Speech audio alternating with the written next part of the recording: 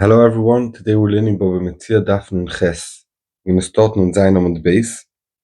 The Gemara bring the Mishnah Shemechinam in Nishba. So we learned that on Hegdish, you keep your Shemechinam, you don't need to make a Shvua. So the Gemara Veraminu, we have a Kasha near ear, the Sholchu Sheklem. So there's a din, every Adar, you have to give Machtis HaShekel, and the money goes for the Korbanos of the Beis HaMikdash. And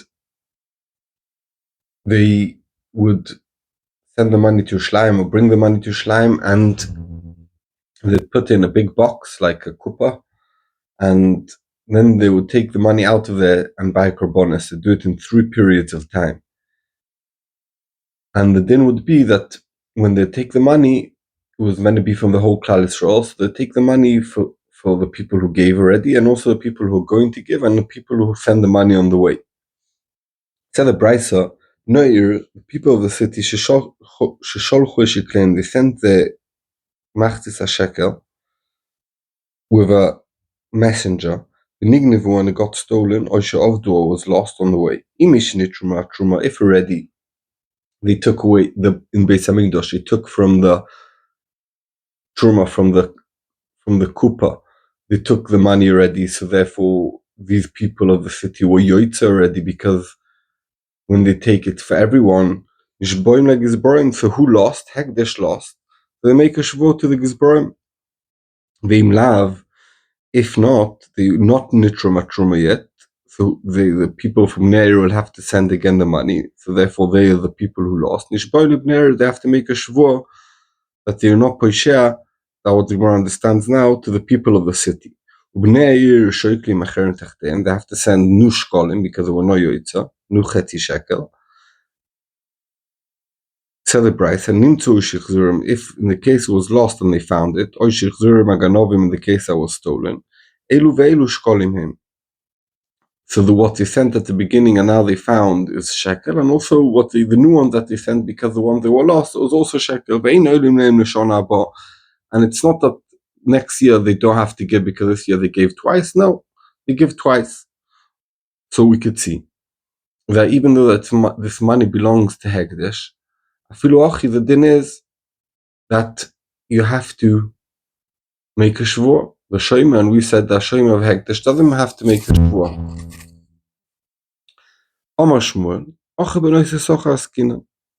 It's Tuma Nosha Mechinam who is bringing the Shkolim, it's Tuma Nosha Socha, who gets paid for his job. When they tell him makes a shvuah not to patter themselves, it's little schorim, it's to get paid. They want to get paid for the job, so that's what the shvuah is. That the money is not by them; they should get paid. So the Gemara Yochi, if so, Nishboim like Gizbarim, why do you make a shvuah to the Gizba? Who's paying them? The people who sent them, the people from the city, not the Gizba. They should make a shvuah to the Bnei. So the Gemara Amarabba Nishboim Bnei B'ma'amad Gizbarim. Enochinami, who is the shvuah the Bnei?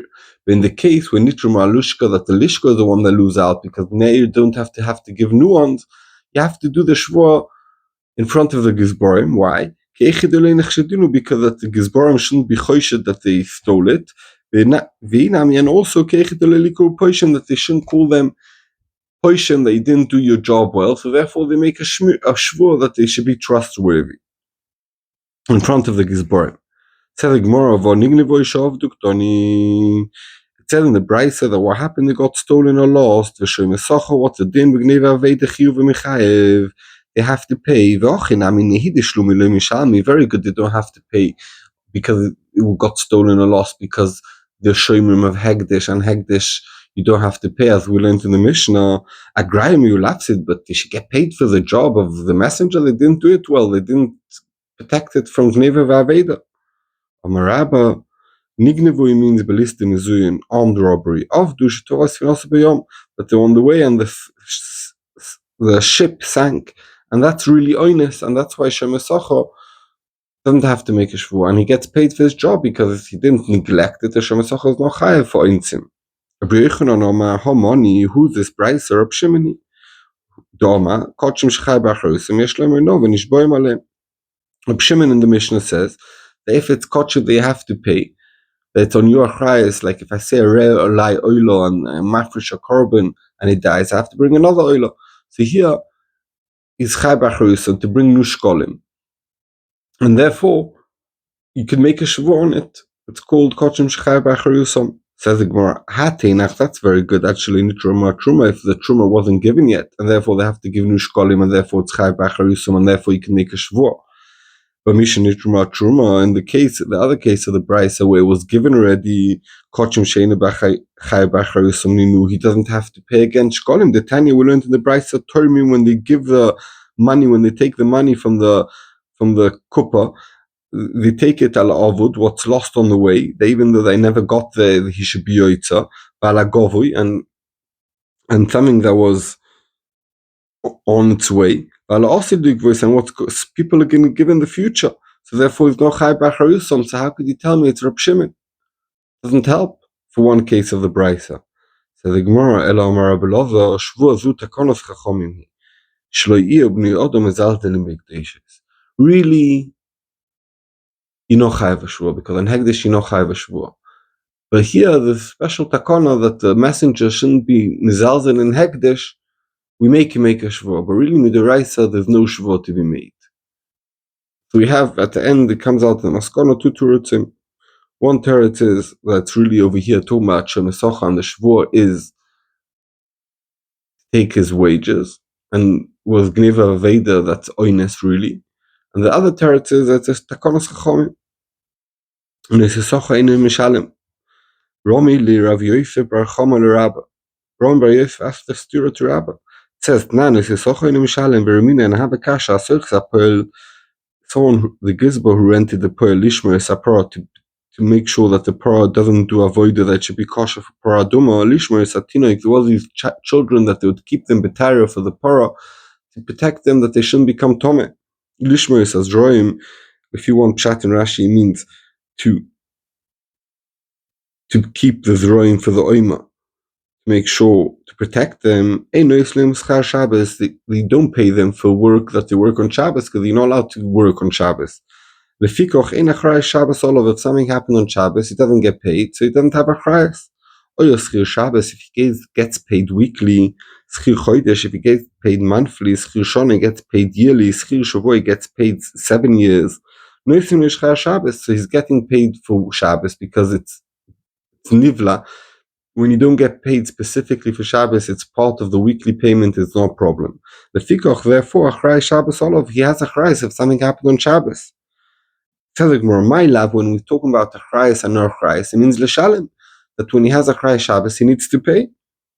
And we said that Asher Mesocha does not need to pay when you're keeping about Hegdish's stuff. Para belongs to Hegdish. Says the Gemara, Loi lafsid choroi. Achrayis, when it says over here that achrayis on him or not achrayis, to get paid or not to get paid, it doesn't mean that he has to pay for what happened, for the damage that's happened. Says the Gemara, Yochi, if so, Reisha, in the first case in the Brisa, the Ketoni, that it says, Ein achrayis Shabbos olov, that there's no achrayis on Shabbos when he gets paid daily, because he doesn't get paid for Shabbos. It's talking about to lose his wages. Does he get paid for this Shabbos to work? It says he's not getting paid for Shabbos. So what? And it says Ein achrayis Shabbos olav. It means he doesn't get paid. We just said it doesn't get paid. It doesn't make sense. It must mean to say Ein achrayis Shabbos. It means that he doesn't have to pay if something happens on Shabbos because he's not getting paid for work. But it doesn't make sense to say that he's not getting paid for Shabbos and therefore he doesn't get paid for Shabbos. It makes no sense whatsoever. Ishtik, he kept quiet. So he kept quiet and I said, did you hear anything about this? Do you have a turret? This is what Rav Sheshes told me. It's Tuma where they did a special kinyan, that even though the Shoyma of Hekdesh is potter, if he did a special kinyan that he's been kabel on himself to pay anyway, he has to pay. Like a Shemechinam could make it now, that he'll be like a Shemesocha, or Shemeshocha could be like a Shoyl. So even though he's potter, when you're Shoyma of Hekdesh, if you made a special kinyan to be chayav, you'll be chayav. And he explained that this price is talking about B'Shekonim Yodu, he did a special kinyan. We learned in the Mishnah, if I have a kochim that is responsible is on me, like I said, a rei olai oilo, and I was mafresh oilo, And now if this oil is lost, I have to bring another one because I'm promised oil, not that this is going to be oil that I'm going to bring. So I have to bring oil. If I said this is going to be oil and now it dies or something happens to it, it's not my responsibility. So no, it's properly hekdesh and there's no. Tani Kamid Rav Yitzchok. The Tana learned in front of Rav Yitzchok Bar Abba. Kochim shechai b'achariyusom. If it's kochim that yichai b'achariyus chayev, why shani koyrbreim b'Hashem v'kichesh? Because it's in the pasuk of Oino. It says b'Hashem v'kichesh b'amisoy. So we darshan that kochim shechai b'achariyusom is considered belongs to Hashem, and therefore it's part of the pasuk because it says b'Hashem v'kichesh. If it's not chai b'achariyus and belongs totally to Hekdesh, potter. Why? Shani korban b'amiso. It says also in the pasuk, your friend are not hekdesh. B'amito v'kichesh. So Omalei Rav Yitzchok bar Abba told the Tana, klapi laya. Where this? What's the direction over here? The direction's wrong. Ipcha mistabra. The opposite makes much more sense. Why? Because what's more belongs to Hashem. Kochim she'eino chai b'achariyusom. It's more belongs to hekdesh. So that should be Miruba from Hashem v'kichesh, and she'einu chai b'achariyusom, shechai b'achariyusom should be excluded from Ba'amiso. It doesn't make any sense. Omalei samei, should I rub this price out? You have a good kasha.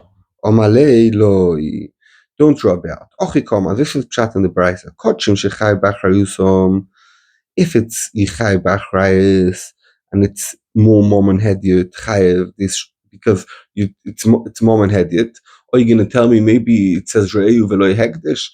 No, this rabbi v'Hashem v'kichesh, since it said in the pasuk also b'Hashem, so it's coming to exclude something that's a bit of Hashem. It's more re'eyu, but a bit of Hashem that yichai b'achariyusom. V'she'einu chai b'achariyusom, but something that you have no achariyus that belongs totally to hekdesh. Potter, why? The amita, it's memut, mi ba'amito v'kichesh. It says amito and amito loy gavoya.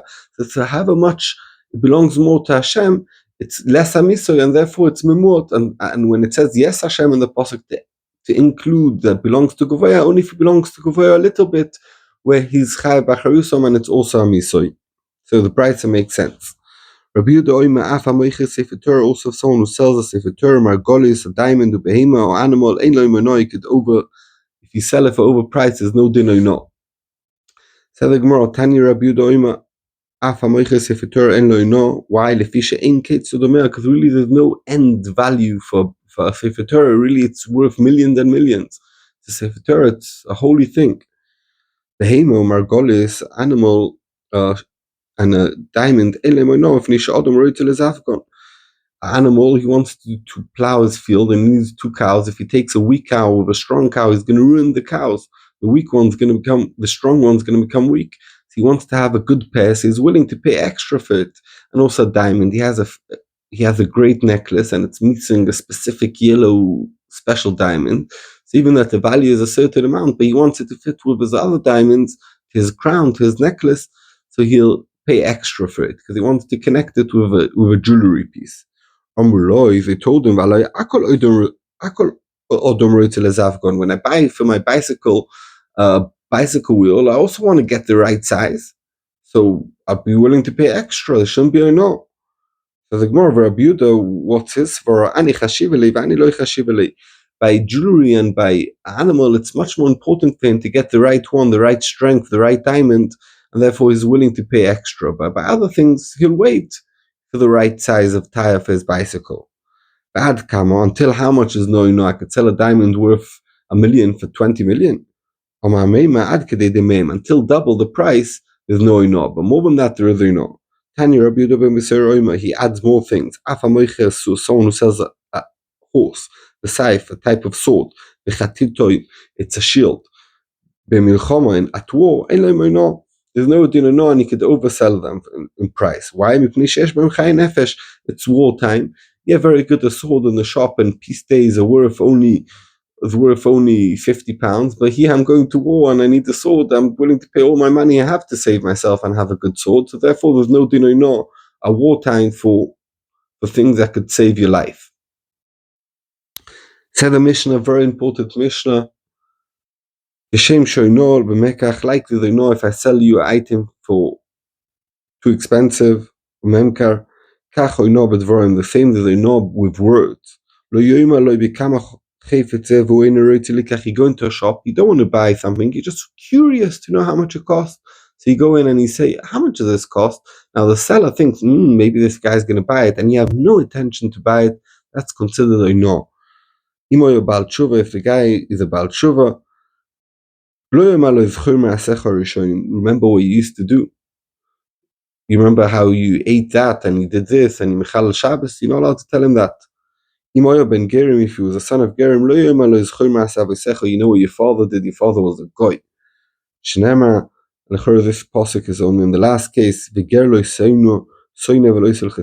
a ger, a convict, is you're not allowed to man him and you're not allowed to pressure him. Toner Rabbanon, we learned in the Brayso, that posuk means that you're not allowed to offend someone. You're telling me it's by offending someone, or maybe it means the same or not that we spoke until now, that you're not allowed to overprice an item. For the Brayso, when it says in the other posuk, and it says we know already from that pasuk that you're not allowed to overprice an item. So what this pasuk of that the pasuk says you're not allowed to be ma'ane your friend, it's talking about boinas dvarim. Okay, so what's the example? If this person's a Baal Tshuva, remember what you did when you were before you did Tshuva. Ben Gerim, if you were the son of Gerim, remember what your parents did. And if he was a ger himself and he came to learn Torah, don't tell him pesha ochal nevelus. It's very first your mouth who ate and died animals and not shechted properly, all these isurim, bolin Torah. Your mouth is coming to learn Torah, and you go. That's enough dvarim. Shenemar miper gvura, that was said from the mouth of Hashem. How do you have the guts to learn Torah? You're not allowed to say that. If you see someone who has isurim, he's sick, he's burying his son when he's still alive. Don't say what the friends of Eiv told Eiv. It's the wrong way of saying. What did they tell him? So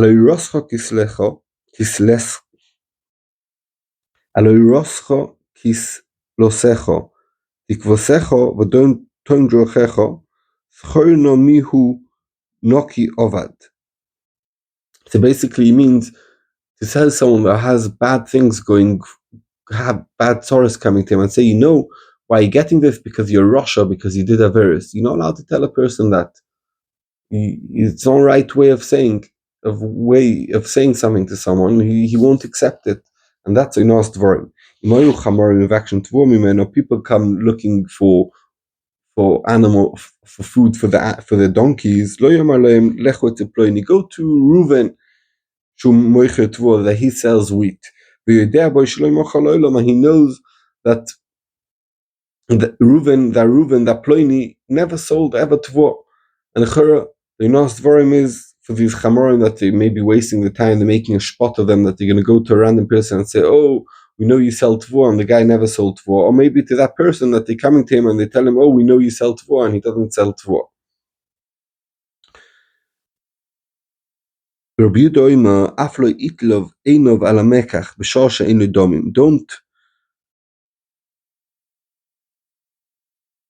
Don't ask about price of something if you don't have money. Because no one really knows if you're planning to buy or not, or what you meant to say. And anything that we don't really know what your plan is, if you had bad intention or not, but it's in your heart, what's your intention. Anything that depends on, it's not clear. Shabbos, if someone lights a fire on Shabbos, someone sold the item for too expensive, But here, when someone says a word, it looks like it didn't mean anything, but really he meant to shtech someone. It's mosel alev. And therefore, be fearful from God, because God knows what's deep inside you. Amar Rabbi Yochanan, Mishum Rabbi Shimon Yochai. Rabbi Yochanan said in the name of the Heilige Tana, Shimon Yochai, that soon his Yortzeit, we shall be Zoicha, be Miron. It's worse to say a bad word to someone than to sell something too expensive. Why? By bad word it says be fearful from God. By selling something too expensive it doesn't say be fearful from God. So we could see it's worse to say a bad word. You know why it's worse? Because if I overprice the item that I sell someone, okay, so I stole £5 off him, very bad, but it's only his money. But when I say a bad word to someone, I'm hurting him in his body, in his soul. That's much worse.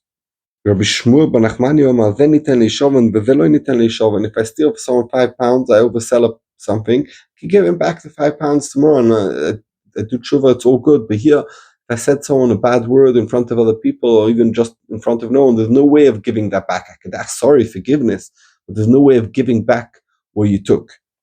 Tani Tani Kamedi Rav Nachman Yitzchok, they learned in front of Rav Nachman Yitzchok, Kom al malbin pnei chaver b'rabim, anyone who makes his friend's face white from embarrassing in public, as if he killed him. Omale Shapi Karmas. Rav Nachman Yitzchok told the Tana, yes, correct what he's saying. The chazina we see, the chazina le ozil sumka, when you embarrass someone, his redness of his face goes away. V'osichurim becomes white because the blood goes away. So it's mamish like shvichos domim. Omale Abaye Rav Dimi, b'ma'arava b'ma'iziri. Abaye asked Rav Dimi, in Eretz Yisrael, what are they makpid about? Omalei b'achori api, not to embarrass someone. Everyone go down to Gehenim except of 3.